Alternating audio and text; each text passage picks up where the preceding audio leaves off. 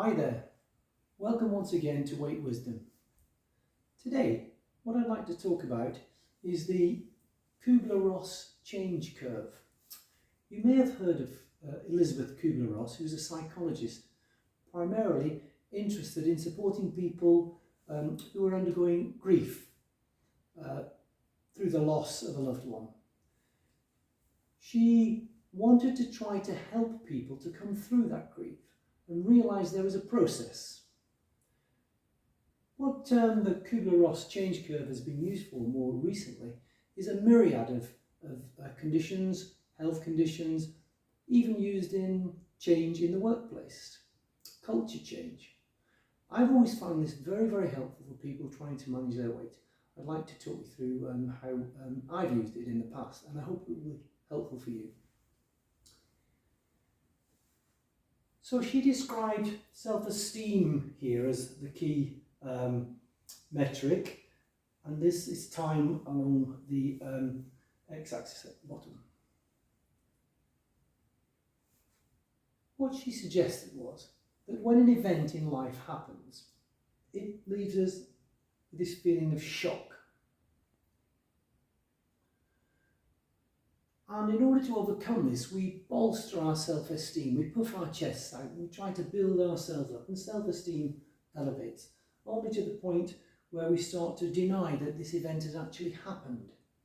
So we try to rationalise it away, imagine it never happened. But then self-esteem starts to fall as we realise the event did happen, we are dealing with this. And we start to blame others, we start to try to unload the pain by putting it onto someone else. It must be someone else's fault. But as self-esteem slides, we then start to blame ourselves. And we look to why we didn't do something about this situation. How come we couldn't have headed it off at the pass?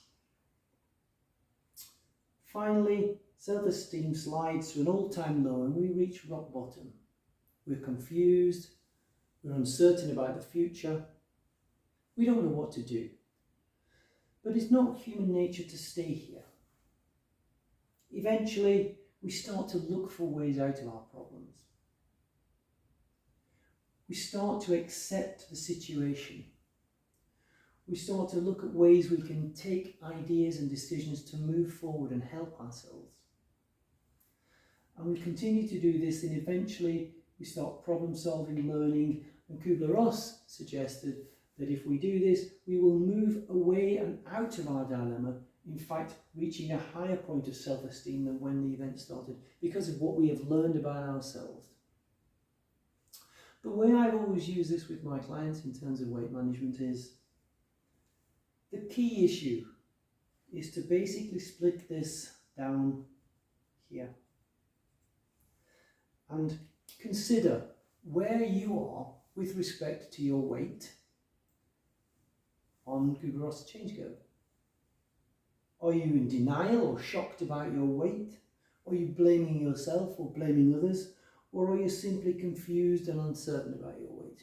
Because I would suggest if you are on this side of the curve, then the prospects of moving out of your weight difficulties are very, very slim. And we have to move to this side in order to accept the situation, in order that we can learn and we can move on. So I think it's very important you think hard about where you are with your weight. And if you identify over here, how are we going to get to over here? One of the other key messages about the Kubler-Ross change curve is that significant lifestyle changes inevitably lead to profound changes in our beliefs and our thoughts. And this is a bi-directional relationship. And what this means is it applies in reverse. So significant changes to our thoughts and our beliefs inevitably also lead to profound changes in our lives. And this is the essence of weight wisdom. If we can change our thoughts, then we can change our lives. I hope this has been helpful, and I look forward to seeing you back soon. Many thanks.